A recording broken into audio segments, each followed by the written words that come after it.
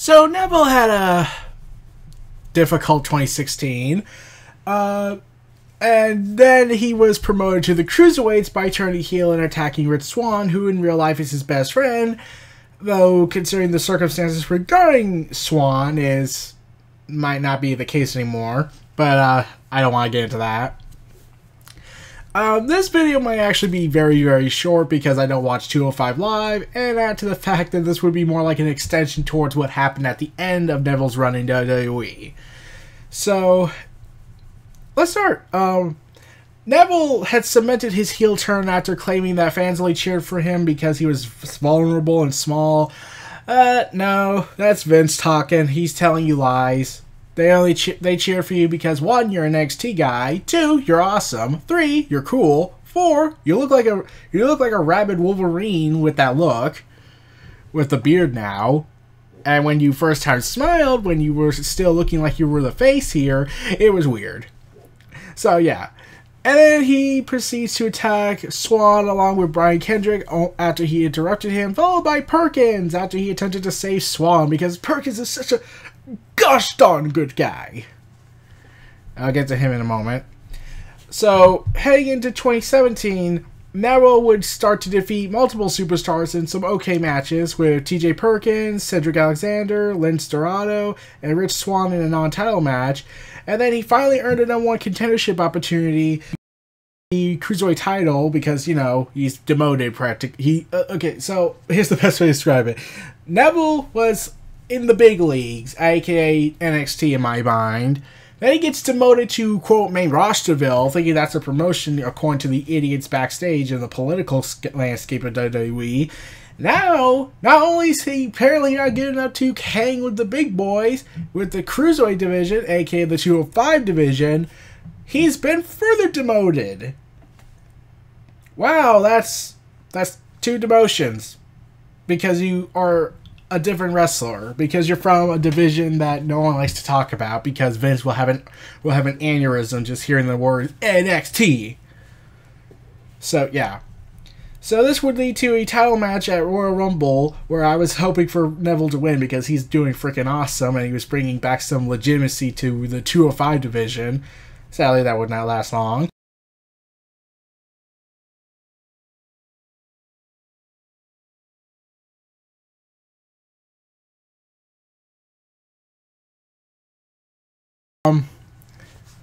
And then, following a obviously contractual rematch clause, that has to happen, started his feud with Jack Gallagher, leading to a match at Fastlane, which,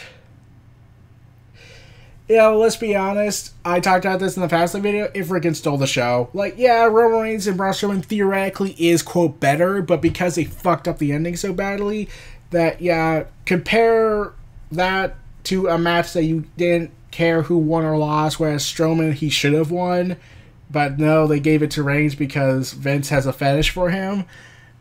Yeah, which match do you think I'm going to go with, regardless of my fandom towards Reigns?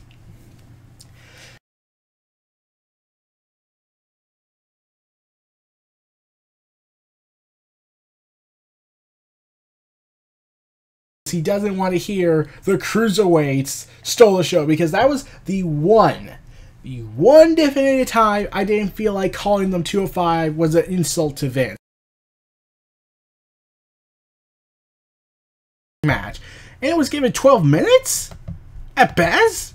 Like, yeah, this is 205 Live, but yeah, you would not suspect them to give that much time on a pay-per-view. And hell, I would have loved if they went longer if they didn't add those 2 filler matches that were seriously not needed. Cesaro and Big Show taking on Jinder Mahal and Rusev.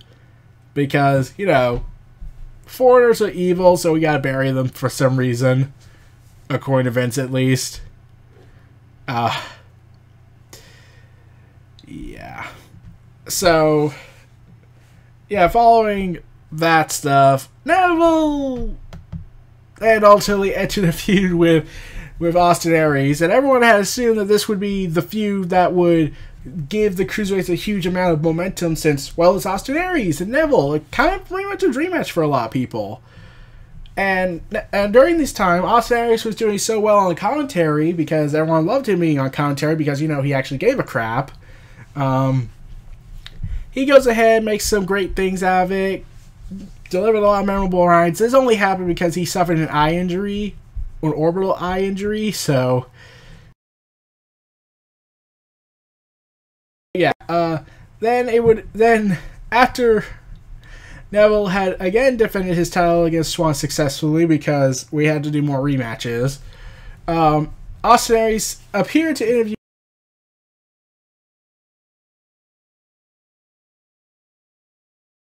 for his repaired orbital socket, as he crudely put. Austin Aries, in his rage, took off his glasses, and then, at that moment, you realized, Aries is pissed! And beats the living crap out of Neville, starting a feud between the two. This would lead to some hilarious moments from Austin Aries, and Neville mostly looking like the brooding type. Then, at WrestleMania 33, Neville made his debut at WrestleMania. Yeah, he's been on the main roster since WrestleMania 31. He missed WrestleMania 32 due to injury, so WrestleMania 33 would be his debut, and it was on the kickoff. Bullshit! And that also deeply pissed Neville off being relegated to pre-show, specifically what would happen when it was revealed. They left out his and everyone else's match who was on the pre-show off the DVD, therefore they would not get a single cent of royalty checks. Vince just hates you. So 2 days later after WrestleMania, Aries would win a Fatal 4-Way match on 205 Live to earn a rematch against Neville at Payback, which was going to do good. Then Neville lost by disqualification and retained the title. And around this time, Neville formed a deadly alliance with TJ Perkins, who would assist him in his rivalry with Aries in exchange for a promised championship opportunity. And when TJ Perkins did that, when he finally turned heel, something fans were clamoring for, they still screamed at the top of their lungs, "You still suck! You still suck!" And I was like, so would they say that if Reigns turned heel, or would they say that was awesome? Like, everyone wanted TJ Perkins to turn heel. He finally turns heel, and fans aren't still happy. So yeah. And then this led to a submission match between Aries and Neville, which really should have been a it should have been a no disqualification stipulation. And considering what happened at Extreme Rules, specifically Bayley and you know, Alexa Bliss, like, sucking really badly for being only 5 minutes, and Neville... And surprisingly, Neville and Austin Aries got almost 20 minutes, and they were the second to last match. They were nearly given 20 minutes to work, which frickin' surprised me. However, Neville once again retained the title, basically going 3-0 against Austin Aries. Wow, we're doing the John Cena formula, except the guy doesn't even get a win in this. Huh. So, yeah, here's the thing about that. After this, Austin Aries is fired. Yeah, I know people like to say he walked out, but apparently, Austin Aries wanted to stay, but... Yeah, yeah, he got fired because Creative said this to him: "Austin Aries, we appreciate you. I know Triple H spent spent so many years trying to get you, and he finally got you, and we're only been here for like a year. We have nothing for you, so here's your pink slip. Goodbye." So let's see if I get this straight. Because Creative had nothing for Aries, not only sums up what's wrong with the Cruiserweight division, but I was thinking like, oh, so does pushing him to the Intercontinental title scene not count? Well, you need to let him win the Cruiserweight title and make a run with that. Then Neville could go up there. He could go back to where he belongs in the mid-card to main event division. But I'm pretty sure they'll say, but he's small. He can't be a realistic challenge to The Miz or Brock Lesnar. It's not like we had smaller guys beat the holy hell out of Lesnar in the past when he was a full-time. Don't be silly. It was clearly the big muscular men who were ripped. Yeah. So, yeah, and what could have been a awesome thing with TJ Perkins and this whole alliance, he ended it and attacked him, and later going on to successfully defend his championship on the June 6th episode of 205 Live. Yeah. Oh, man. So, Neville then began feuding with Akira Tozawa, who was granted a championship match for Great Balls of Fire by Titus O'Neil, which Neville would retain. He was also set to then later defend the title against Tozawa for the second time at SummerSlam until my birthday came around, August 14th. Neville lost the title to Tozawa, ending his record at a record-setting reign of 197 days. That was completely confusing for me. Like, that makes the match at SummerSlam more predictable. Not only because it's freaking obvious you're going to give it back to Neville, but because the pay-per-view tradition for the last several years has been Night of the Villains. You let the villains win at almost every pay-per-view. Ironically, it's been happening since the Nexus debacle, where Vince McMahon copped out exclusively told Wade Barrett that SummerSlam needed a happy ending. I am a dumbass at this, don't I?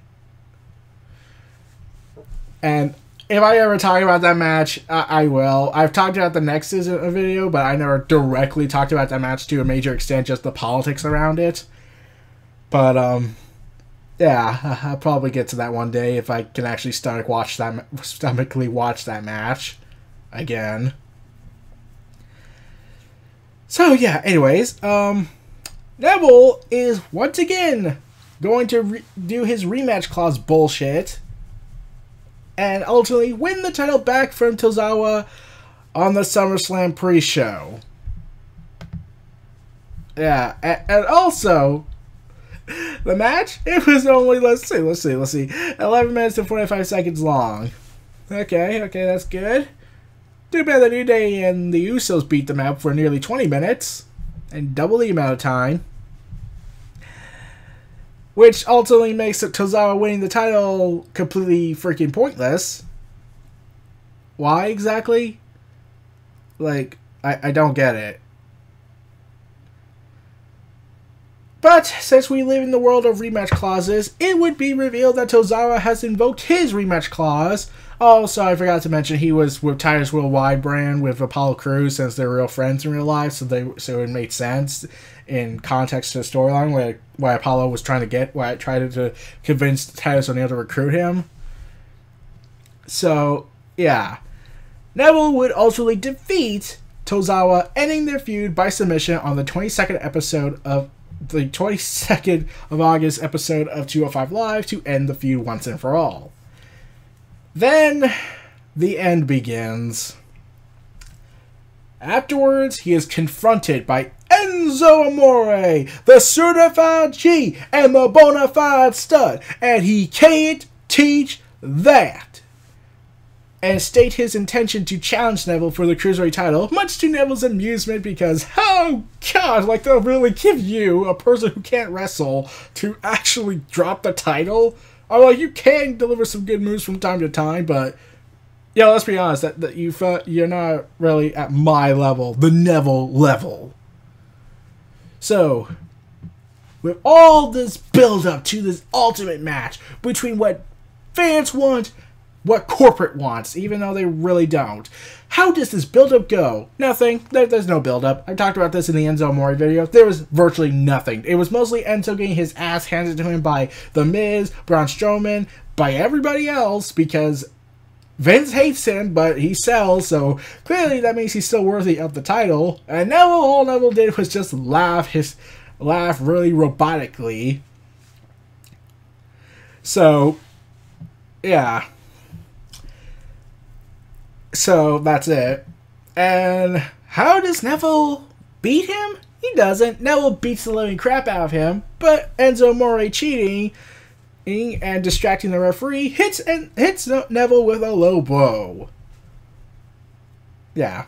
And then the following night on Raw, during the celebration, Neville showed signs of a face turn while Enzo turned heel after disparaging the Cruiserweight division, more so than they had already been, by speaking on behalf of the Cruiserweights and attempting to attack Amore, and he revealed the no contact clause, which failed miserably, and now everyone got screwed out of the contracts.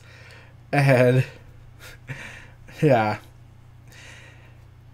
And that, I think, was the final straw when Enzo told Neville, saying this: "In 9 months that you held this title, you never even sniffed this hour." Yeah, being told that, yeah, you never touched this hour during your 9-month reign because we don't want to talk about the whole lost title reign you had that lasted for a week, so we're just going to mention it being 9 months. We're going to admit, yeah, we favored this guy because he's actually making money while you're just making crap for us, because even though you're talented, and we should be giving you better opportunities to prove to the fans you're worth merchandise sales, even though everyone wants to buy your stuff, and we're just making crappy merchandise sales since even you went on Twitter and complained about it. Yeah. So, yeah. I'm pretty sure that was the last straw. Then Neville would compete one more time on 205 Live, defeating Arya Daivari. He was attacked by Amore, completing the double turn, turning Neville into a face.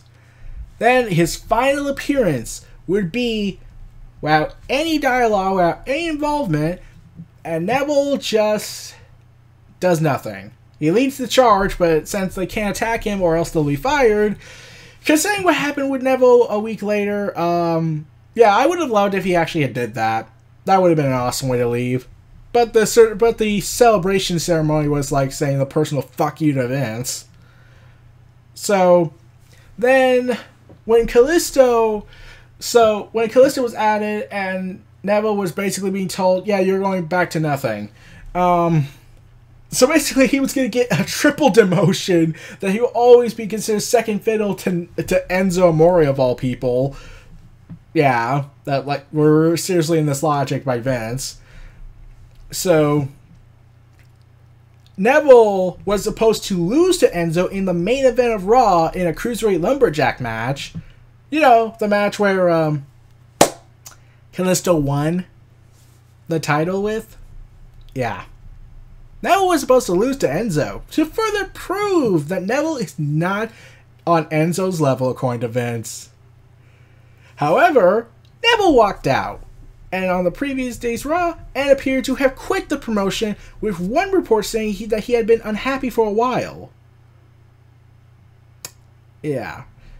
And WWE is still denying that Neville left the promotion, and it's been building because Neville has been screwed over, has not been given opportunities that he feels like he should have earned, has done so much for the company, especially NXT, putting that on the map for the network, and basically Vince comes in and says, oh, I know Triple H did everything he could to make you a big guy and make you a big star, but you're not big, so, in terms of size, so, don't do pointless things. I know we'll probably give you a WWE title opportunity, but yeah, you'll still lose. And then, oh, we have a Cruiserweight division. You want to go there? You'll be someone there, right? The Cruiserweight division where I'm just gonna water it down after a week when it debuts. Yeah, I don't like you, Neville. You're a Triple H guy. I can't like Triple H guys because they're clearly better than me. He's clearly better than me. Please help me. So yeah. And then on November 13th, a new report had came out that stated that there had been positive discussions between Neville and WWE, with some in the company believing he could be on his way back. Oh, sadly, that is not meant to be. He has not been seen since, after it was said he might be back by the end of November, heading into December. That never happened. Then they kept saying, oh, maybe he's coming back in December. He doesn't come back. He's still not back. So, because apparently talks have broken down now. They're no longer talking. Neville has one ultimatum. Release me. I want out. I want to get out of here. WWE, being the benevolent gods that they are holding him hostage, basically. They don't want to let him to leave, even though they clearly have nothing for him. Like, you fired Austin Aries because you had nothing for him. You're going to treat Neville with crap, so basically he should go as well. Oh, and speaking of Austin Aries, he's now TNA World Champion again, according to spoiler reports regarding latest NXT TNA tapings. Good job. So yeah, anyways, so that pretty much ends Neville's year. He goes out being given crap. He goes ahead and says, "Fuck all of you, I'm done." Like, all my friends here, I'm okay with that. I'm okay with you guys, but fuck Vince, fuck the creative team, fuck Kevin Dunn. I quit. I'm going somewhere else. I'll go to Japan. I'll go back to Ring of Honor. I'll go to Ring of Honor. I'll go everywhere else because I know I will be treated with respect that I have earned for my career. Like, I have been working since 2004. I have been wrestling since 2004. And I have done so much for so many companies. I made your show, NXT, your development be put on the map when I was NXT champion. And I don't care if I lost my record as being the top guy, being the longest reigning NXT champion. I made the promotion be what it is now. So basically, if you're going to treat me like this, why should I go ahead and basically... Why should I go ahead and keep working for a place that clearly doesn't like me? So, yeah, Neville's gone. And...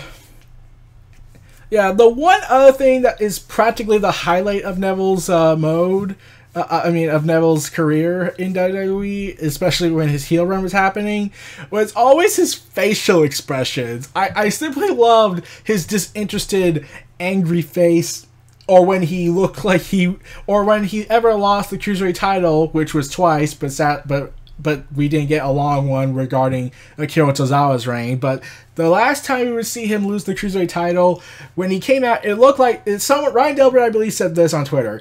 It looks like Neville has been drinking while pissed off and just burning a hole into everyone who looks at him. Yeah, that would be funny. That's the best way to describe it. Like, he had so many facial expressions while he says he was all having this beer thing. Like, he went from being creepily smiling, which is weird to me still.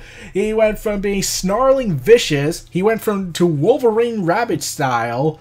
And then he goes to drunken anger and resentment. Like he feels, oh, I have made a huge mistake. And the Young Bucks went ahead and tweeted out Bullet Club t-shirts to Neville. So that should say something. I would actually love to see him in the Bullet Club. Like, they got Cody, they got Stephen Amell. Yeah. That actually happened. But moving on from that, I would love to see Neville in the Bullet Club. Okay, I will watch. If Neville goes to Japan, I will make a video commenting on the potential of Kazuchika Okada's, the Kenny Omega's fighting Neville. Damn it, I want to see those two kind of matches. And basically, Japan does better, and New Japan Pro Wrestling has a better wrestling system than WWE. So basically, yeah, just go all out. Kota Ibushi, yeah, that's a match we could have gotten, but sadly that wasn't meant to be. And thank God he wasn't in WWE, because Kota Ibushi would have just quit like 6 seconds after he realized they were not going to be treated with seriousness. And he's only been in New Japan like once, from May to June of 2012. That was his first time in New Japan. He's mostly been in Ring of Honor, Dragon Gate, PWG, one time in TNA as part of a tour for the UK, and mostly European wrestling promotions as Pac. But would they still let him be Neville, or would he just go back to Pac? But I don't care. I'll be all for it. Like, yeah, this is freaking awesome. Like, I will hope that Neville does find success anywhere else. Everyone knows he's going to be something in the independent scene. And when he inevitably does go back to WWE, because that eventually happens, like Drew McIntyre came back, even though he had every right he shouldn't have, but he managed to succeed in something in NXT, till he got injured, unfortunately. But still, he did a lot better than he did on the main roster in, like, every single way.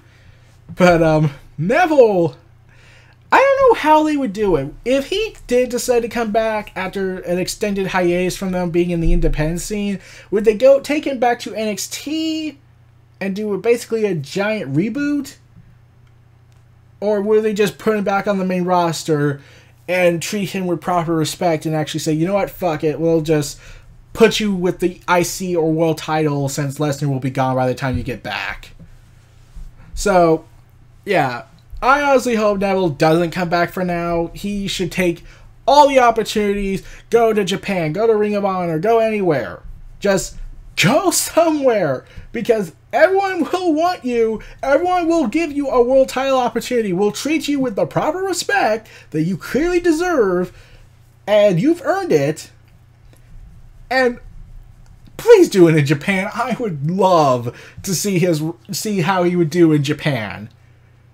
Like, I would love it. I would sincerely love it. I would love him fighting Kota Ibushi. I would love him fighting Cody. I would love him fighting Hangman Page, Mark Scurley. I would love him fighting Kenny Omega, Kazuchika Okada. Like, I know he'll probably lose the IWGP Championship opportunity. Like, he'll probably get an opportunity, but ultimately not win because Kazuchika Okada is still popular immensely.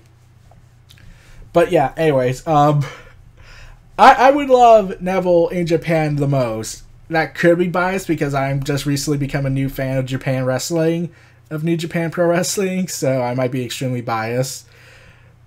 Yeah. But at least he leaves one major impact in NXT. He is the first ever, and so far only man, to have held both the NXT and the NXT Championship and the NXT Tag Team Championship.